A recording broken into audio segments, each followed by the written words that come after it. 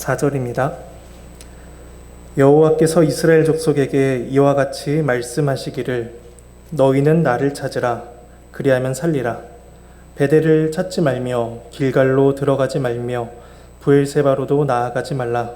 길갈은 반드시 사로잡히겠고 베델은 비참하게 될 것이라 하셨나니 너희는 여호와를 찾으라 그리하면 살리라.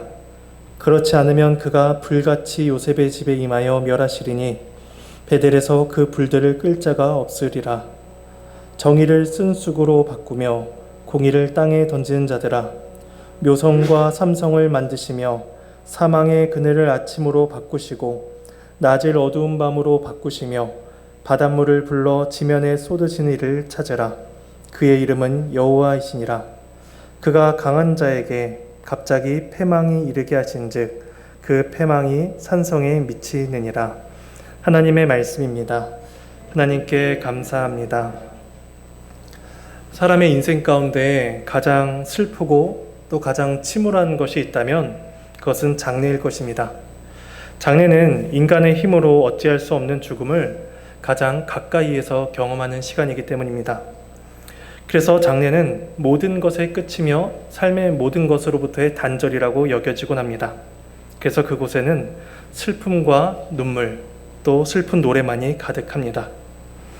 근데 오늘 본문에서 아모스 선지자는 장례식에서나 부를 법한 그런 애가를 이스라엘을 향해서 부르고 있습니다.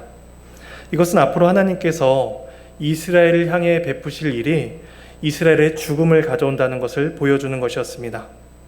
이스라엘은 하나님 앞에서 죽은 자와 같이 될 것이며 모든 사람이 그 죽음 앞에서 무력감과 슬픔, 상실을 경험하게 될 것입니다. 그래서 애가의 형식으로 구성된 이 아모스 5장은 절망적이고 침울한 분위기를 가지고 있습니다. 그렇다면 하나님께서는 왜 애가를 지어서 그들을 향해서 노래를 부르게 하셨을까요? 애가라는 것, 슬픈 노래라는 것은 그들이 겪을 일이 어떻게 느껴질지를 생생하게 보여주는 훌륭한 시청학적 도구였기 때문입니다. 그래서 그들이 겪을 참상이 얼마나 비극적인지를 깨닫게 해주시고 또 기억나게 하시는 것이 바로 애가라는 형태로 그들에게 주어진 것입니다. 멜로디가 있는 노래는 오래도록 사람들의 입술을 통해서 기억되며 불리곤 합니다. 그래서 우리는 노래를 부를 때 그때 우리가 가지고 있던 기억들, 추억들을 회상하기도 합니다. 이처럼 애가는 하나님께서 그들에게 하신 말씀, 또 그들이 겪을 일들을 계속해서 떠올리게 하는 것이었습니다. 그래서 그들이 우리가 하나님께 죽임을 당할 자이구나, 그래서 우리 안에는 장송곡이 불리겠구나, 이것을 계속해서 생생하게 떠올리게 하는 것이 바로 애가였습니다. 근데 하나님께 단순히 그들에게 두려움을 느끼게 하기 위해서 애가를 부르게 하신 것이 아닙니다. 오늘 본문의 중간중간마다 하나님을 찾으라 그리하면 살 것이다, 그를 찾으라, 이렇게 거듭된 회복의 메시지가 그들에게 주어지고 있습니다. 그러니까 오늘 본문의 애가의 목적은 그들에게 슬픔을 기억하게 할 뿐만 아니라 그들이 그 비참함으로부터 하나님께 돌이키게 하는 데 그 목적이 있다고 할 수 있는 것이죠. 우리 오늘 말씀을 통해서 우리가 기억해야 될 것이 무엇인가, 또 하나님을 기쁘시게 하는 삶이 무엇인가를 우리는 살펴볼 수가 있을 것입니다. 1절과 3절 말씀을 함께 보겠습니다. 제가 읽어보겠습니다. 이스라엘 족속아, 내가 너희에게 대하여 애가로 지은 이 말을 들으라. 처녀 이스라엘이 엎드러졌으며 다시 일어나지 못하리로다. 자기 땅에 던지우며 일으킬 자 없으리로다. 주 여호와께서 이와 같이 말씀하시되 이스라엘 중에서 1000명이 행군에 나가던 성읍에는 100명만 남고 100명이 행군에 나가던 성읍에는 10명만 남으리라 하셨느니라. 이 애가에서 이스라엘은 처녀로 불립니다. 가장 아름답고 가장 꽃다운 나이에 사람들로부터 사랑을 받을 만한 때에 그런 처녀가 엎드러져서 다시는 일어나지 못한다라고 하니 이만큼 슬프고 비극적인 일은 없는 것입니다. 그리고 일으킬 자가 없다는 것은 그녀를 도와줄 사람이 아무도 없다는 것을, 철저히 버림받고 죽임을 당한 상태임을 그렇게 보여주고 있습니다. 근데 그녀가 당한 비참함이 어떤 모습일지 3절에서 말씀해주고 있습니다. 1000명이 행군에 나가던 성읍에 100명만 남고 100명이 나가던 성읍에 10명만 남게 되었다라고 이야기합니다. 그래서 우리는 수치상 10분의 1 정도로 주는구나 라고 생각을 하기가 쉽습니다. 물론 90%가 죽임을 당하는 것도 굉장히 큰 비극일 것입니다. 근데 이것은 단순히 10분의 1만 남는다는 것보다 더 비극적인 사건임을 우리에게 보여줍니다. 왜냐하면 3절에 1000명이 행군에 나가던 성읍이라고 이야기합니다. 1000명이 사는 성읍이 아니라 1000명이 행군에 나가는 성읍입니다. 그러니까 전쟁에 나가는 사람을 20세에서 50세 정도로 생각한다면 이 1000명에는 어머니나 딸, 조부모님들은 포함이 안 된 수입니다. 그러니까 1000명의 군사를 내는 성읍이라면은 그 인구는 그 수에다가 4를 곱하든지 한 6 정도를 곱해서 훨씬 더 인구가 많아지게 됩니다. 그러니까 몇천 명이 되는 그 인구 가운데에 남은 자가 100명, 혹은 남은 자가 10명만 된다고 하니 그 성읍이 그냥 전멸에 가까울 정도로 그렇게 망해버리고 멸절되었다, 초토화되었다는 것을 보여주고 있는 것입니다. 하나님께서 아브라함에게 말씀하실 때 내가 너의 후손을 하늘의 별과 같이 바다의 모래와 같이 많게 하리라 라고 말씀을 주셨는데 이제는 100명, 10명밖에 남지 않으니 그들이 얼마나 비참한 상태에 처해 있는지를 또 그들이 언약에 불성실한 그 결과로서 하나님께 당하는 징계가 얼마나 비참한지를 우리에게 보여주고 있습니다.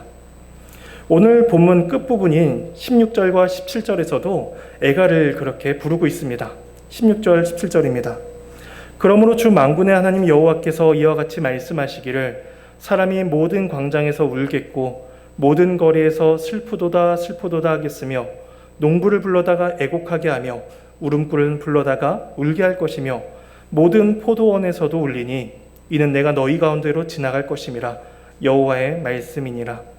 모든 광장과 모든 거리는 또 모든 포도원은 결국엔 그 성읍, 도시 전체를 가리키는 표현입니다. 그러니까 성읍의 모든 곳곳에서 슬프도다 슬프도다 애곡하며 우는 소리가 가득하게 됩니다.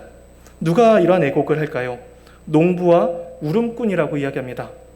울음꾼은 장례식장에서 전문적으로 애곡을 해주는 사람들을 가리킵니다. 그런데 그 울음꾼만 아니라 농부도 불러서 애곡을 하게 합니다. 왜 농부를 부를까요? 그 이유는 도시에 있는 사람들이 다 죽었기 때문입니다. 그래서 그들을 위해서 장례를 할 사람, 그들을 위해서 애곡하며 슬퍼할 사람이 아무도 남지 않았기 때문에 그래서 시골에 있는 농사를 지어야 되는 그 농부까지 불러서 애곡을 하게 합니다. 이처럼 하나님의 징계는 이스라엘에게 철저한 죽음을 가져오게 됩니다. 왜 그들이 이러한 죽음을 당하게 됐을까요? 17절 마지막 부분에 말씀하십니다. 내가 너희 가운데로 지나갈 것임이라. 하나님께서 그들 가운데 지나가시자 온 성읍이 죽음과 애곡으로 가득하게 됩니다. 우리 하나님의 지나가심이 무엇을 의미하는지 출애굽기를 통해서 생각을 해볼 수가 있습니다. 6월절 밤에 하나님께서 애굽을 지나가셨습니다. 하나님께서 애굽을 지나가시자 애굽의 모든 장자들은 다 죽임을 당했습니다. 근데 그때 6월절 어린 양의 피를 바른 이스라엘의 집만큼은 지나가지 아니하시고 넘어가셨다라고 말씀을 합니다. 그래서 애굽에서의 하나님의 지나가심은 그들에게 구원을 상징하는 것이었습니다. 반면에 아모스서에서 하나님의 지나가심은 이스라엘의 심판을 의미합니다. 출애굽 때에 애굽의 모든 곳을 지나가심으로써 그들의 장자를 죽이신 하나님께서 이제는 이스라엘을 죽이기 위해서 이스라엘 거리를 지나가게 되실 것입니다. 이처럼 확정적인 심판의 선언이 주어진 까닭은 그 이스라엘 안에 가득 찬 죄악 때문이었습니다. 우리 오늘 본문에서 이스라엘의 죄를 두 가지 측면에서 발견할 수가 있는데 종교적인 죄와 사회적인 죄입니다. 5절 말씀입니다. 베델을 찾지 말며 길갈로 들어가지 말며 브엘세발로도 나아가지 말라. 길갈은 반드시 사로잡히겠고 베델은 비참하게 될 것이니라 하셨나니. 이스라엘은 하나님을 찾고 있다고 생각했습니다. 그들은 베델, 길갈, 브엘세바 같은 곳으로 가서 하나님을 예배합니다. 이 세 가지 장소는 이스라엘에게는 매우 성지, 거룩한 곳이었습니다. 베델은 야곱이 형과 아버지를 속여서 장자권을 얻은 후에 이제 죽음을 피해서 하란으로 도망갈 때 하나님께서 나타나셔서 자신을 계시하신 장소가 바로 베델입니다. 그래서 하나님께서는 그곳에서 하나님의 사자들이 하늘과 땅을 오르락내리며 일하시는 것을 보여주시고 내가 너와 함께 있어서 너를 다시 이곳으로 인도하겠다, 이끌어내겠다라고 약속을 주신 곳이 바로 베델이었습니다. 그래서 이 베델은 하나님의 집이다라는 뜻을 가지고 있습니다. 또한 길갈은 이스라엘이 광야에서 이제 가나안 땅에 도착해 가장 먼저 진을 치고 할례를 행한 장소입니다. 그래서 여호수아 5장 9절에서 하나님께서 여호수아에게 말씀하시길 애굽의 수치를 너희에게서 떠나가게 하였다라고 말씀하십니다. 그러니까 이 길갈은 과거로부터의 수치가 끊어진 곳, 과거로부터의 단절이 이루어진 곳이 바로 길갈입니다. 애굽이라는 세상의 단절로부터, 세상의 압제로부터 벗어나고 또 40년의 광야 생활을 모두 마친 후에 가나안 땅에 들어와 하나님의 약속을 눈으로 확인한 곳이 바로 길갈입니다. 그들은 더 이상 죄의 노예도 아니었고 비참한 인생도 아니었습니다. 그것을 보여주시는 곳이 바로 길갈이었습니다. 그 마지막 브엘세바는 야곱이 모든 가족들을 이제 데리고 애굽으로 내려갈 때에 마지막으로 하나님께 예배를 드리는 장소입니다. 하나님께서는 그곳에서 또 나타나셔서 야곱에게 약속을 주십니다. 두려워하지 말라, 내가 너와 함께 하겠다. 내가 너로 큰 민족을 이루어 다시 이곳으로 인도하겠다 라고 그 약속을 주십니다. 그래서 브엘세바는 하나님께서 그들과 함께 하신다, 하나님께서 우리와 함께 하신다는 것을 보여주는, 기억나게 하는 그러한 장소였습니다. 그래서 이스라엘은 낙심되고 두려울 때마다 이러한 성지들을 찾아가는 것이죠. 길갈로 가서, 베델로 가서, 브엘세바로 가서 하나님께서 함께 하시는구나, 이것들을 기억하며 하나님께 예배를 드렸던 곳입니다. 특별히 브엘세바는 그러니까 이스라엘의 가장 최남단에 위치한 곳이었습니다. 그런데 우리가 보는 이 아모스서는 그 북이스라엘에게 주어진 메시지입니다. 그러니까 나라가 나뉘어서 남유다와 북이스라엘로 이렇게 지내고 있는데 그때 북이스라엘에게 준 메시지가 바로 아모스이죠. 근데 그들이, 북이스라엘에 있던 그들이 가장 남쪽에 있는 브엘세바까지 가서 하나님을 예배했다라고 하니 그들이 이 장소를 얼마나 귀하게 여겼는지를, 소중하게 여겼는지 우리가 생각을 할 수가 있습니다. 그것도 그들에게 그만한 열정과 정성이 있기에 가능한 일이었다라고 우리는 짐작을 할 수가 있습니다. 근데 하나님께서는 그들의 이런 열정을 기뻐하지 않으셨습니다.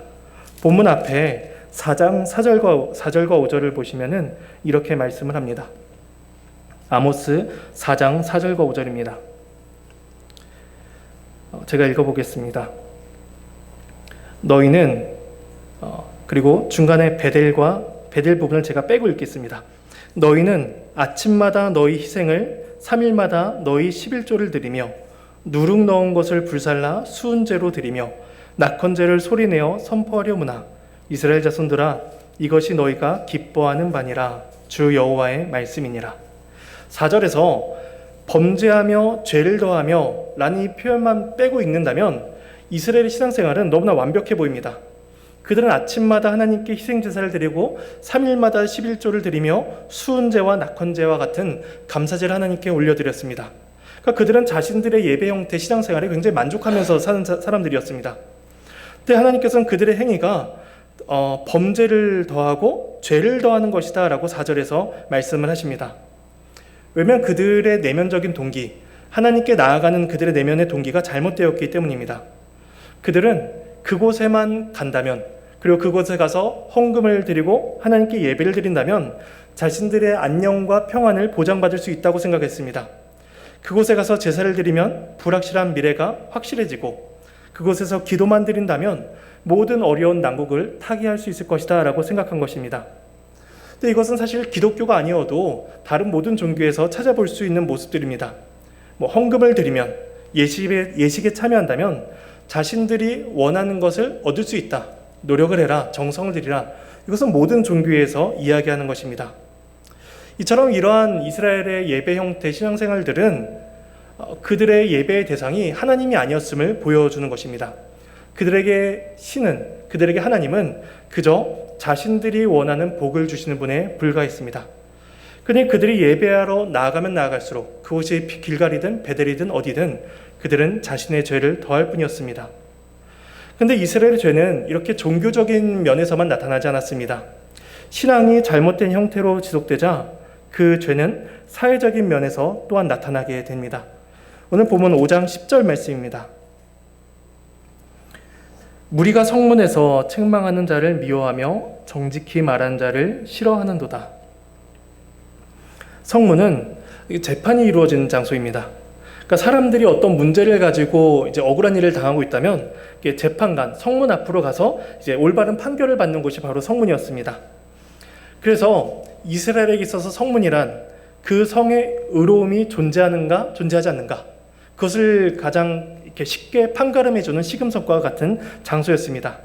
그러니까 이 성문에서 의로운 판결이 존재하지 않는다면 더 이상 그 성 안에는 어떠한 의로움도 찾을 수 없다는 것과 마찬가지였습니다. 오늘 본문에서 이 성문의 말을 듣고 그 반응하는 사람들의 그 행동을 통해서 그들의 영적 상태가 어떠한지를 우리는 짐작을 해볼 수가 있습니다. 10절에 이렇게 말씀을 합니다. 무리가 그들을 미워하고 무리가 정직히 말하는 자를 싫어하는도다. 그러니까 사회의 다수인 무리들, 그들이 진리에 관심이 없었습니다. 그러니까 옳게 말하는 자가 성문에 있다면 그들을 향해서 손가락질하면서 저 사람 왜 저러냐라고 이렇게 정죄를 하는 것이죠. 그러니까 13절에 보면은 이렇게 말씀합니다. 이런 때에 지혜자가 잠잠하나니 이는 악한 때임이니라. 그러니까 이런 상황 속에서 지혜로운 자가 입을 닫을 수밖에 없었습니다.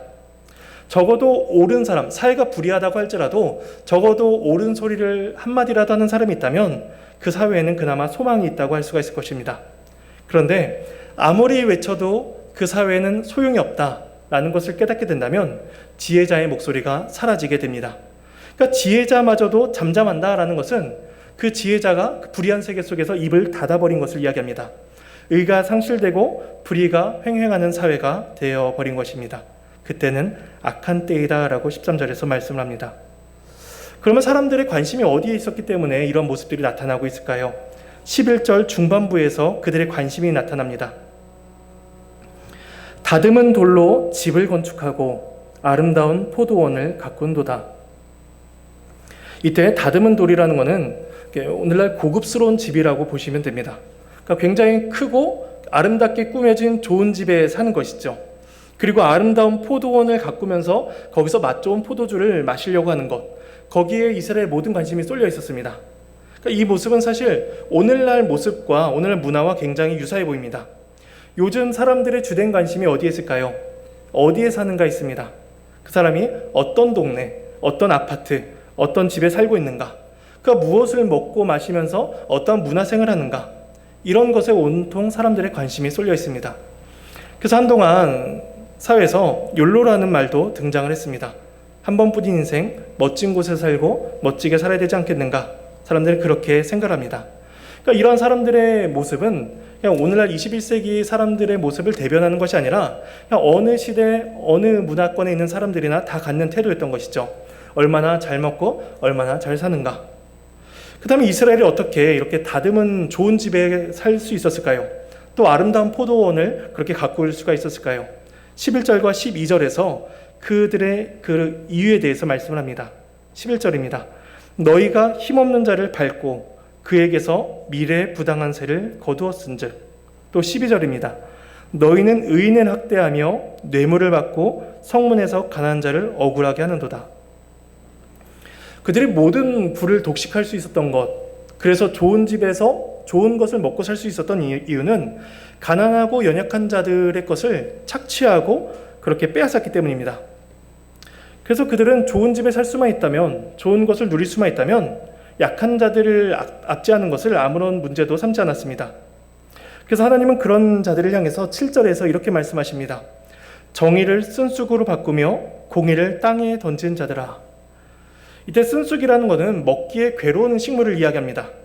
이 정의라는 것은 사회에서 정의가 활발히 이렇게 역할을 한다면 그 사회가 굉장히 살기 좋고 마치 달콤한 사회와 같이 운영이 될 것입니다. 그런데 그들이 그 정의를 그 쓴쑥으로 바꾸어 버립니다.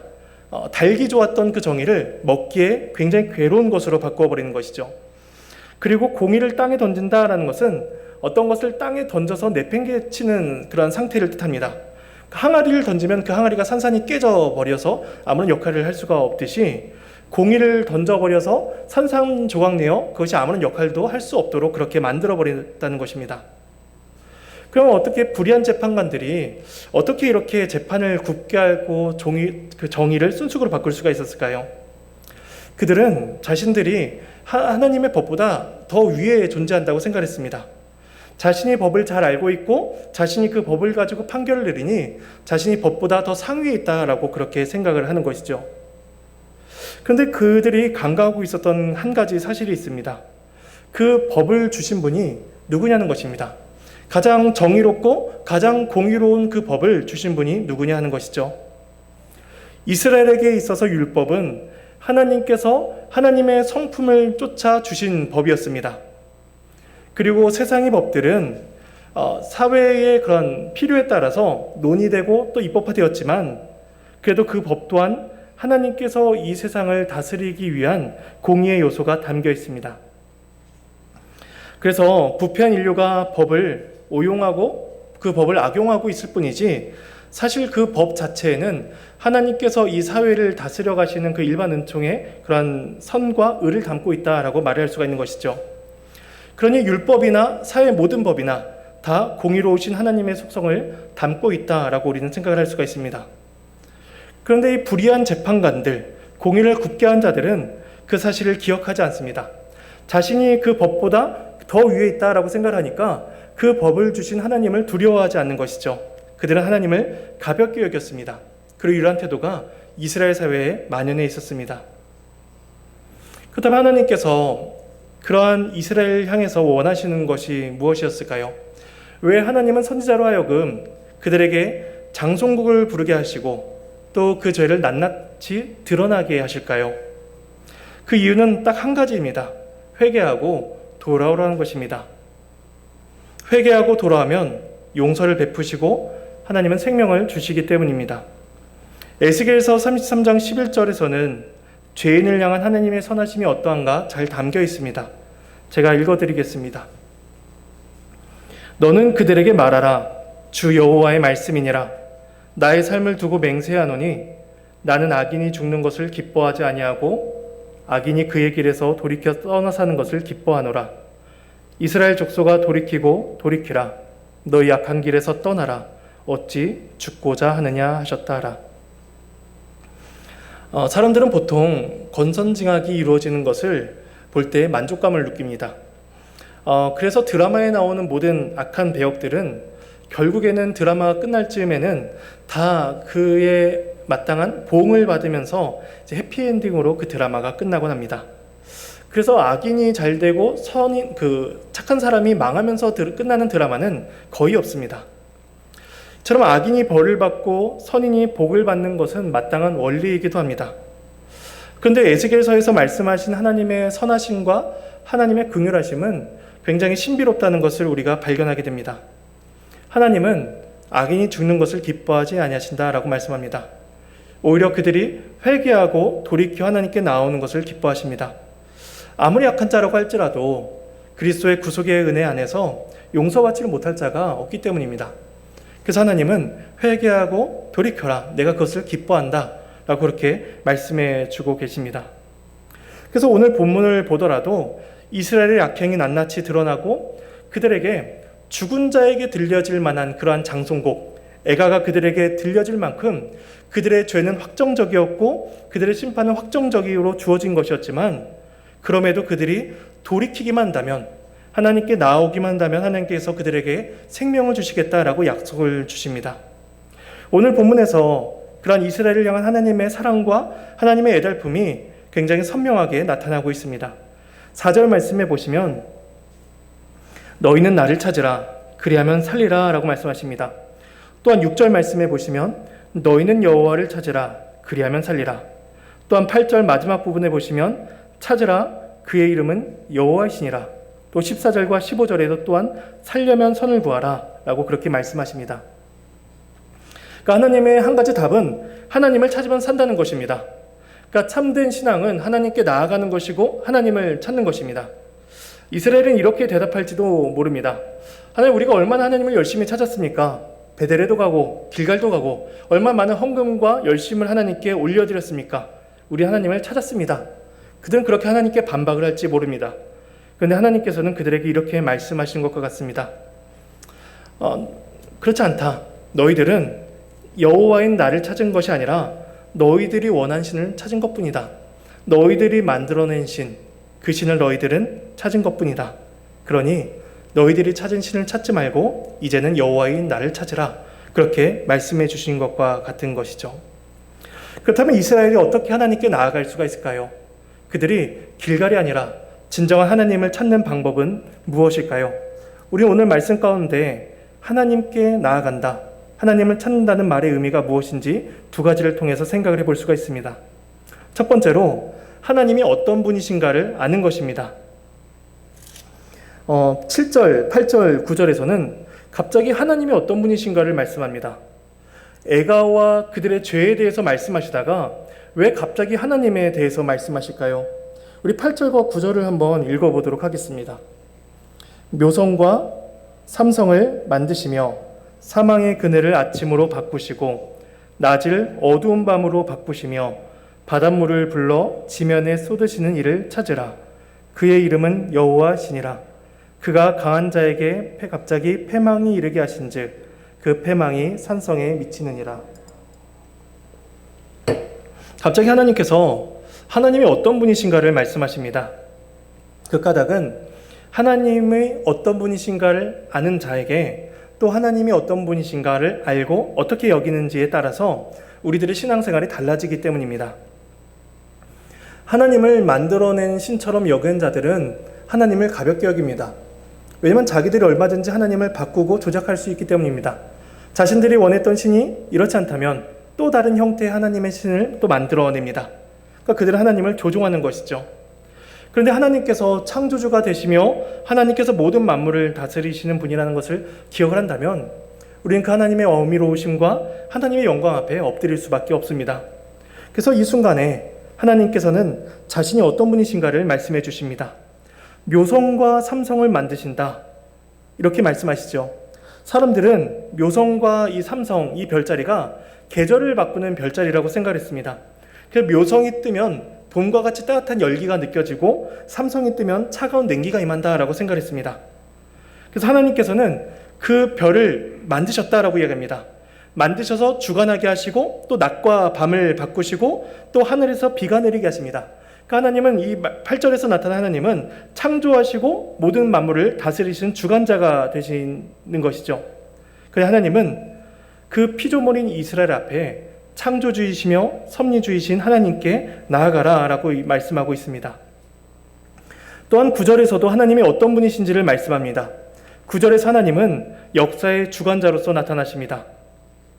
우리가 앞에서 이스라엘의 죄악들을 살펴보았듯이 이스라엘은 자기 스스로 강한 자라고 생각을 했습니다. 자기가 스스로 강하다고 생각하니 자기보다 약한 자들을 짓밟고 가난한 자를 억울하게 하는 자들이었습니다. 그들은 자기보다 더 강한 자가 없다고 생각을 했죠. 그들은 스스로 자기들의 삶을 운영하면서 스스로 인생의 주인이 된다라고 생각을 했습니다. 그런데 하나님께서 9절에 말씀하시기를 그렇게 강한 자에게 갑자기 패망에 이르게 하시는 분이다라고 말씀하십니다. 그들은 하나님께서 역사의 주관자가 되셔서 강한 자도 꺾게 하시는 분임을 그들은 기억을 해야 했습니다. 그러니 어느 누구도 하나님 앞에 교만하게 설 수가 없었습니다. 이렇게 하나님에 대해서 하나님이 어떤 분이신지를 알려주시고 하나님은 이제 하나님께 나아가는 것의 두 번째 의미로서 그것이 무슨 의미를 가지고 있는지 우리에게 말씀해 주십니다. 하나님께 나아가는 것의 두 번째 의미는 하나님의 뜻대로 살아야 된다는 것입니다. 하나님을 아는 자는 하나님의 뜻대로 삽니다. 14절과 15절에서 말씀을 합니다. 너희는 살려면 선을 구하고 악을 구하지 말지어다. 만군의 하나님 여호와께서 너희의 말과 같이 너희와 함께 하시리라. 너희는 악을 미워하고 선을 사랑하며 성문에서 정의를 세울지어다. 만군의 하나님 여호와께서 혹시 요셉의 남은 자를 불쌍히 여기시리라. 이스라엘은 어느 나라보다 많은 종교심을 가지고 있었고 많은 종교적인 요소들을 가지고 있었습니다. 그러니까 그 이스라엘의 모든 제도와 이스라엘의 모든 근간에는 굉장히 종교적인 색채가 가득히 깔려 있다라고 해도 무방할 정도로 이스라엘은 하나님의 특별한 은혜를 받은 자들이었습니다. 그런데 그들에게 종교성이 있다는 것과 그들이 그 종교의 진리를 따라 살아간다는 것은 전혀 다른 문제였습니다. 그들은 베델과 길갈과 같은 여러 가지 그 종교적인 장소들을 찾아가면서 종교적인 행위들을 하였지만 하나님께서 요구하시는 것, 선을 사랑하고 악을 미워하는 것에는 아무런 관심이 없었습니다. 그러니 하나님의 뜻대로 살지 않는 자들은 하나님께 가까이 나아갈 수가 없습니다. 왜냐하면 하나님께서는 악인과 함께하지 아니하시기 때문입니다. 14절에서 마지막 부분에 이렇게 말씀합니다. 악을 구하지 말지어다. 만군의 하나님 여호와께서 너희의 말과 같이 너희와 함께 하시리라. 그러니까 너희가 악을 구하지 않는다면 너희가 평생토록 그렇게 이야기하던 하나님이 우리와 함께 계셔, 그 말이 실제로 너희 가운데 이루어진다는 것입니다. 근데 그들이 악을 행하면서 선을 구하지 않자 하나님께서 떠나가셨습니다. 그러니 그들이 하나님께 나아가고 하나님을 찾으려 한다면 그들은 하나님의 뜻을 쫓아 살아가야만 했던 것이죠. 하나님께서는 이처럼 하나님을 찾고 하나님께 나아가는 것이 무슨 의미인지를 우리에게 말씀해 주고 있습니다. 이스라엘은 자신들에게 그 구원을 주시고 자신들에게 그 은혜의 말씀을 주신 분이 어떤 분이신지를 깨닫고 그 말씀을 쫓아 살아가야만 했던 것입니다. 이제 우리는 말씀을 한번 정리해 보도록 하겠습니다. 신앙생활은 무엇이며 하나님께서 기뻐하시는 삶은 어떤 삶일까요? 사람들은 보통 종교적인 행위를 하는 사람들을 보며 저 사람은 신앙생활을 하는구나 라고 생각을 합니다. 교회를 다니는 행위, 또 헌금을 하는 행위를 보면서 저 사람은 종교를 가지고 있네 라고 사람들은 그렇게 판단을 합니다. 그런데 하나님께서는 베델과 브엘세바로 가는 것이 신앙이 아니라 하나님을 찾는 것이 참된 신앙이라고 우리에게 말씀해 줍니다.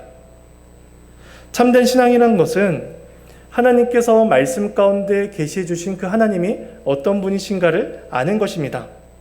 또한 참된 신앙이라는 것은 하나님께서 말씀을 통해서 우리가 쫓아 살아야 될 것이 무엇인지를 듣고 깨달아 그것대로 쫓아가는 것이 참된 신앙입니다. 그것이 신앙의 참된 본질이며 하나님께서 기뻐하는 삶이다 라고 가르쳐 주고 계신 것입니다. 근데 본문의 이스라엘은 그런 삶과 동떨어진 자기들의 신앙, 자기들의 하나님을 쫓아 살아갔던 것입니다. 이제 이 말씀을 받는 우리들에게는 더 이상 애가가 어울리지 않습니다. 우리에게는 이 슬픈 장송곡이 어울리지 않습니다. 왜냐하면 우리에게는 죽음이 기다리지 않고 우리에게는 새 생명이 주어졌기 때문입니다. 그래서 산자들인 우리가 해야 될 마땅한 의무는 하나님을 찾는 것입니다. 생명은 생명을 찾아갑니다. 그래서 우리의 삶 속에서 하나님을 알아가고 그분의 뜻을 쫓아 살아가야 하는 것입니다. 그렇게 될 때에 우리들의 삶 속에 새 생명의 기쁨이 더욱더 차고 넘치게 될 것입니다. 그래서 우리에게 더 이상 슬픈 애가가 아니라 하나님을 향한 기쁨의 찬송이 더욱더 풍성히 차고 넘쳐야 될 것입니다. 이러한 하나님을 찾고 하나님의 말씀을 쫓아 살아가는 삶, 이러한 삶이 저와 여러분 삶 가운데 가득 넘치기를 간절히 소망합니다. 우리 함께 찬송하시겠습니다.